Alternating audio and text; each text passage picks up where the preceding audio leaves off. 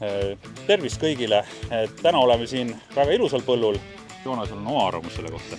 Nüüd me oleme tegelikult jõudnud sellisele põllule, kus Tõnis on valetanud Eesti rahvale. Siin on tugev potentsiaal olemas.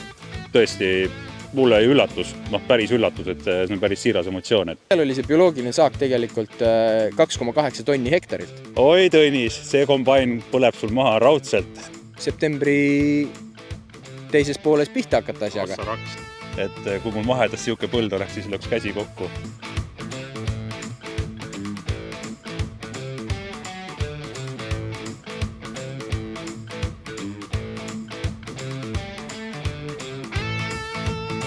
Tere tulemast metsa, Kanepimetsa ja täna oleme siin Joonasega Nordic Hempist. Tere! Ja see kasv on olnud võimas, mis sa arvad? Jungle is massive, nagu öeldakse eesti keeles. Ja me tulime siia Kanepi põllu sisse, vaatame, mis siin toimub, sest ausalt ega me ise ei ole ka väga palju siia sattunud, kiire. Ainuke, mida ma olen näinud, et kasv on tõesti vägev olnud ja kõrgub ikka kaugelt üle meie pead, et sa oled ju 2,50 umbes on ju pikk. Umbes nii, jah? Jah, et see on umbes 4-meetrine. Aga... Tegelikult tippu ei ulata, kui päris aus olla. Ja. Isased taimed on kindlasti siin 2,50, 2,80. Jah, et minul on ka täiesti vägev pilt on tegelikult põllul, et pole üldse paha. Ja mis mulle veel silma hakkas, on see, et kui te vaatate siia maha, siis umbrohi puudub ja uskuge mind, see oli rämedalt kasvanud umbrohtu täis mingi hetk ja nüüd on siin täiesti puhas, nagu oleks pritsitud, aga pritsitud ei ole. Et see sinu jutt, et see kanep on ikkagi niivõrd võimas taim, et ta lämmatab ära, et see on ka tõsi. Ja, üks asi on nagu täppi läinud ennem ka, et kui on toitained olemas ja külv õnnestub, taim minema saab, siis siit on näha, et umbrohu ta tegelikult surub alla nii tavas kui mahedas, aga lihtsalt see info, et kas ta nüüd õigel ajal minema sai ja toitaineid piisavalt on, seda me saame alles pärast teada nagu ikka. Ja, täna on 7. august, ütleme sellega igaks üks ära ja nagu näha on, et umbrohtu tegelikult maas ei ole. Ja, põhimõtteliselt on puhas, et puhtam kui ütleme minu teised põllud, mis praegu sel hetkel on. Mis siin toimub? Mis siin toimub, jah. Praegu toimubki selline asi, et nagu ma siin meie ise tehtud mikrofonile seda taim nüüd saame rappida natukene, et seemned muidkui aga valmivad vaikselt siin. Siin sees, näed siin alumised või need suuremad ümaramad, siin sees nende... Kas me näeme, kas kaamera näitab ka? Lehekese sees, siin sees hakkab moodustuma seeme. Veel tal eriti tugevat sellist kesta ei ole, aga kui see roheline siit, kui ta oleks nüüd natukene õrnemalt ümbert ära võetud, siis on näha, et siia tuleb seeme. Ja siia riburada pidi nad järjest tulevad. Nagu näha, veel isased taimed ka annavad oma tolmu ja siit ülevalt järjest tulevad emase õisikud muidku arenevad, saavad oma tolmu kätte ja viljastuvad ja saavad siis seemned arenema hakata järjest. Ja niimoodi järk-järgult see protsess käib, et ei saa seemned kõik korraga valmis. Koristuseks peamegi leidma siis selle magusa punkti, kus piisavalt paljud seemned on valmis ja siis lähme koristama. Mis ma veel tahtsin öelda teraviljaga saastumise kohta või siis selle kohta, et kas põllult võiks tulla näiteks nisu või kaera või otra või mida iganes ka sisse, siis siin on päris selgelt näha, et isegi kui siin nüüd oleks üks nisu taim, siis meie koristuskõrgus on täna siin minu nina juures. Et see ükski nisu nii kaua ajaliselt ja nii kõrgele nii ei kasvaks. Et jah, ma omalt poolt ütleksin, et nägime siin põllus ka ühte väga õnnetut rapsitaime, mis siin alarindes kuidagi on püüdnud siin ellu jääda ja seda päikest püüda, mis siin metsas väga ei paista. Ja ka see on üsna siukseks kollaseks muutunud, et ei ole väga palju võimalusi siukse kasvu puhul või siukse metsa puhul, et siin midagi alarindes ka kasvab, et tõesti mulle üllatus, päris üllatus, et see on päris siiras emotsioon, et ta tõesti niimoodi varjutab ja ära teeb, et nagu näha, siis ei olegi, kui tead, et tuleb hea põld, hea tihe põld, siis ei olegi vaja pritsida põhimõtteliselt. Oleme nagu seda asja arutanud, et kui tihe on õige tihedus ja nii edasi, siis tegelikult on siin näha ka seda, et mingisugused taimed osad, näed, see siin on ka kanepitaim. Mingil hetkel on ta konkurentsis alla jäänud ja sellega ta looduslikult lihtsalt sureb ära. Ei saa talle edasi, tal ei ole lihtsalt üleval ruumi piisavalt, et ta valgust saaks ja jääb ta samamoodi alla. Ehk siis, et kui peaks olema see, et on saanud see külv liiga tihe, siis sellisel juhul ta tegelikult reguleerib ennast ise välja, sest kui me vaatame siin üleval, siis siia ju ei mahu rohkem juurde, näete ise, et siin on kõik hästi.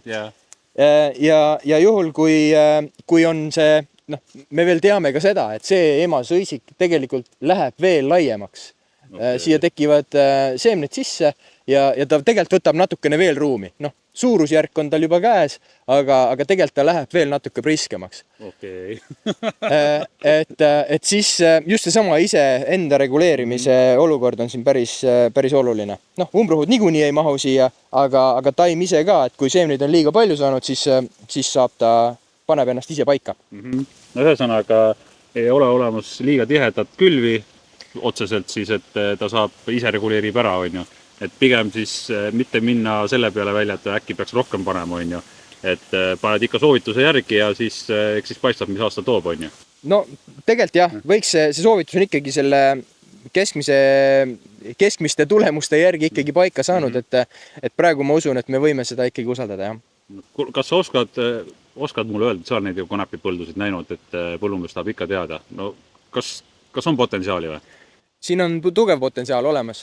Me peame muidugi hästi palju vaeva nägema veel koristusega, koristuse õppimisega. See on kõikidel veel väga suur teema, aga ütleme nii, et eelmisel aastal, kui me käisime Maaülikooli teadlastega võtmas proove sarnasest põllult, siis me võtsimegi sellised veerand ruutmeetrised proovid, ühesõnaga 5 erinevast kohast, 3 erinevast korduses igast kohast ja üritasime selgeks saada siis selle, et kui palju on see bioloogiline saak põllu peal, vahetult enne koristamist ja siis oligi nii, et seesama õisik lammutati käsitsi laiali, kaaluti need seemned, mis saadi, puhas saak, kui palju seal siis sellel hetkel põllu peal oli. Soovisime sellist usutavat tulemust saada. Ma arvan, et seal võis olla see põld isegi natuke hõredam, ehk siis, et siin võiks rohkem olla. Ja seal oli see bioloogiline saak tegelikult 2,8 tonni hektarilt. Aga kätte saime me sealt 1050 näiteks või midagi sellist. Et pudenevad need seemned siis koristamise oskus on see, mis me peame veel, seda me peame veel arendama kõvasti, aga see on juba järgmine teema, aga kui sa küsid lihtsalt, et kui palju siin võiks olla või võiks tulla, siis siin on. Siin on tegelikult on ägedalt siin, jah. Mulle meeldib see põllumehe vastus, et jaa, et siin on saak olemas, aga keegi ühtegi numbrit enam ei julge öelda midagi. Et aga ei, see jah, ega vaata, eks sellega ongi täpselt niimoodi, et eks see selgub ju alles siis, kui koristus käima läheb ja milline see koristus üldse on, et ei ole mõtet omale seda raha ette ära kulutada. Joonas, tahtsin veel küsida, et ma vaatan, et need kanepilehed on siuksed täpilised. Et millest see tuleb või kas on mingi haigus või mingi rooste? Mina vaatan põllumehena kohe mingit roostet, on ju. Et aga kas see on üldse probleem või see on tavapärane? No see on tavapärane vähemalt minu silmale. Ma ei oska sulle öelda täpset patogeeni, kes siin toimetab, aga looduses on see roosted ja kõik muu käib nii käsikäes, eks ole. Kui sügis tuleb, siis kõik lehed üks hetk mädanevad või roostetavad või teevad mis iganes. Aga oluline lõpuks on see, et selleks ajaks, kui seemned siin küpsed on, et siis just see keskmine osa oleks korras, et siin ei oleks mingisuguseid mingit jama. See on nagu kõige tähtsam osa, et lehed on toredad, ka need fotosünteesivad, on ju, aga tegelikult põhiaction. Lehed jäävad tagaplaanile. Need vanemad alumised lehed, nagu sa siitki näed, võib-olla need, las nad surevad ära, ülevalt tulevad nooremad, on nagu värskem see pilt. Isased taimed surevad juba niikuinii ära, tegelikult veel siit tolmu natukene tuleb, aga nagu sa näed, isane taim juba hakkab täitsa ära minema. Juba kõik lehed hakkavad järjest minema. Ja see on ka täitsa nagu looduslik, et see lihtsalt vajub ära ja jäävad ainult emased viljastatud taimed siis nagu alles. Ta ära ei vaju, aga ta jääb lõpuks täiesti nagu sükene kuivand antenn siia ja teebki emastele ruumi ja et seesama seemne osa saaks veel rohkem areneda. Et jah, ühesõnaga ma täpselt roosteliiki ei ütle sulle, kes siin on, aga see on normaalne protsess ja las ta olla. Kas sa oskad mulle öelda koristusküpsuse saabumist, et täna on veel, nagu sa ütlesid, 7. august, aga täitsa huvitav, et kuna koristama saab hakata? Selle pildi järgi ei julge veel öelda. Tegelikult suvi on olnud piisavalt kuiv või märg, seda sa vaatad iga päev, heitlik, aga ma tahaks ise arvata, et äkki ikkagi saame septembri teises pooles pihta hakata asjaga.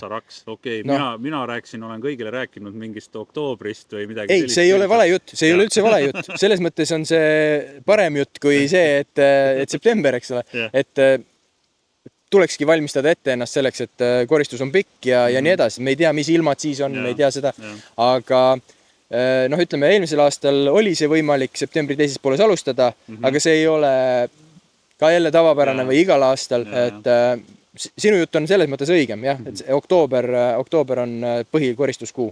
Minu see tore kanepi seiklus on löönud lainet selles suhtes, et sõitsin kombainiga, sõitsin siin üks aeg ringi ja kuna mul kombain tuleb välja tuntud, siis kohe raadiosse üks vend õikas, et tere Tõnis, et kuidas sul see kanepikasvatusega läheb, on ju, et kui pikk on. Ma ütlesin, et peaaegu 3 meetrit üle 2,70 ja pluss, on ju. Ja vana ütles mulle raadios, et oi Tõnis, see kombain põleb sul maha raudselt, et seda on võimatu koristada. Mis värk sellega on? Miks ta sul maha põlema peab? No sellepärast, et on nii kõrge, et sul tuleb nii palju seda kiudu sinna sisse ja siis mässib igal pool ümber ja põleb maha. Lõikame ikka sealt, kus seemned on. Ärme seda kiudu võtame sisse, see on minu soovitus ja ma arvan, et kombainerite soovitus ka. Aga mõtlen, see eetri kõrgus on ju mingi hetk on piiratud kombainil, on ju. Aga eks ta mingi nina kõrgusele vast peaks sul ära tõusma küll, on ju. Jah, täpselt. Sellega on hakkama saadud ja ma ütlen, et on ka kõrgemaid põlde nähtud, et ära muretse. Aga jah, sellised huvitavaid kohtumisi tuleb minuga ka. No nii, nüüd jõudsime siuksel põllule, mis minu arvast ei ole nii ilus, aga Joonasel on oma arvamus selle kohta. Nüüd me oleme tegelikult jõudnud sellisele põllule, kus Tõnis on valetanud Eesti rahvale, kõigile, näidanud tohutuid pilte, kus rahekahjustusega on põld täiesti hukas, ei ole mitte midagi teha, aga põld on ideaalne, väga ilus. No minu arvaks oli total loss ja mulle nii meeldis see, kui me sõitsime siia ja siis sa vaatasid seda põldu, ütlesid, et kui mul mahedas siuke põld oleks, siis lööks käsi kokku ja mina olen siin nagu kogu aja nutnud. Täpselt nii. Tegelikult ei saagi öelda siin, me peame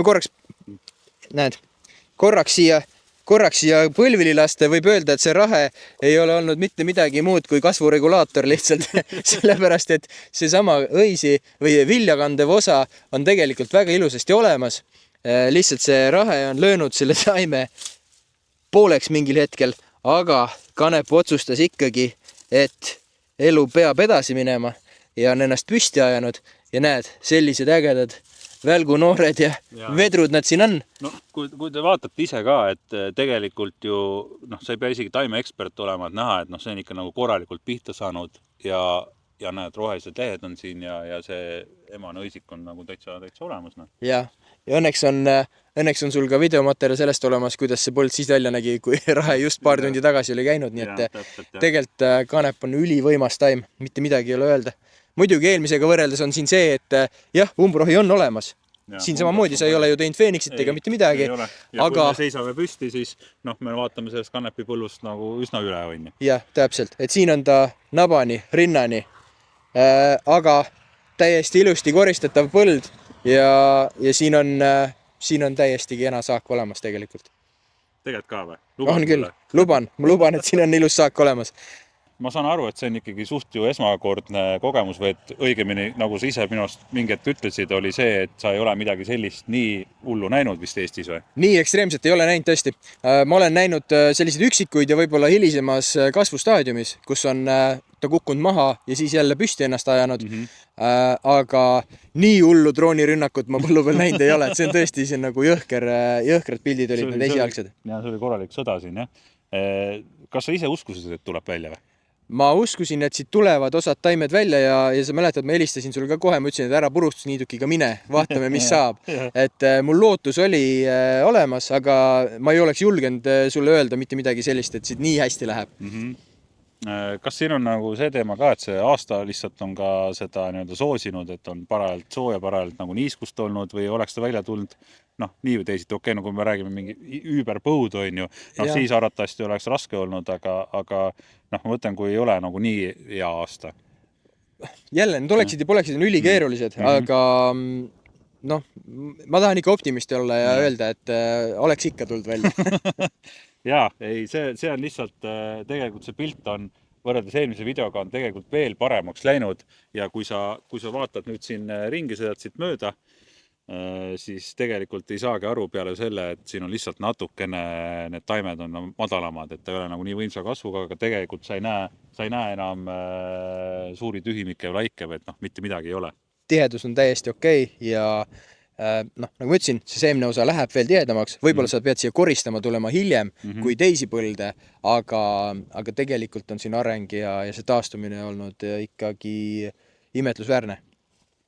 Jah, ainuke asi et kahjuks kuna ta sai vahepeal tappa, jäi kasvust kinni nii-öelda, siis umbrohi on natuke siin võimust võtnud, aga nagu ma saan aru, et see ei tohiks ju tegelikult probleem olla, et koristada saab ikka. Täpselt. Ja seda on koristada sul tegelikult natuke lihtsam, eeder ei pea nii kõrgel olema.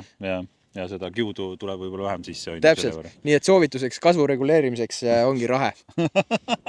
Ühesõnaga, kui lähete kirikusse küülalt panema, siis tellige üks väike rahe ka omale kanepipõllule, saate siukse päris hea kui lihtsasti koristatav kanepipõllu endale. Aga eks see saagikus on ikka pihta saanud ju. Vaatame. Sest, sa oled meil sellest optimistlik. Täpselt samamoodi on see, et hästi suures kanepipõllus on ka see koristamine rahulikum, seal on kindlasti omad nõksud, et see sealt kätte saada, see suur saak. Aga siin seda saaki kätte saada on lihtsam natukene. Et ma ei imesta, kui see saagi erinevus ei ole nii meeletu isegi. Okay. Et vaatame. See on ikka väga põnevne. Mul on tõesti, et ausad emotsioonid jälle, et lihtsalt me ei olnud siin ennem ei käinud. Joonas näeb ka esimest korda seda põldu ja mina ei ole ka siin tükk aega käinud, ja ta on ikkagi veel oluliselt paremaks läinud, kui ta oli, et uskumatu. Ja mul on väga hea meel, et just sinu põllule see rahe sattus, et näevad teised inimesed ka. Seda ei juhtu kõigil. Ei, seda ei juhtu kõigil, seda juhtub ainult nendel, kes otsustavad seda täielikult dokumenteerida ja esimest korda kanepit kasvatada. Et ärge videokaamerat välja võtke, kui te rahet ei taha. Kui tahate, võtke videokaamera välja, aga asuge dokumenteerima ja kasvatage kanepit. Täpselt nii. Okei. Näeme siis kunagi tulevikus. Ma arvan, et käime veel üle korra väikse selle kombaini nii-öelda ettevalmistused ja ma arvan, et siis kunagi septembri lõpus või oktoobris hakkame koristama. Täpselt nii. Näeme. Tšau! Tšau!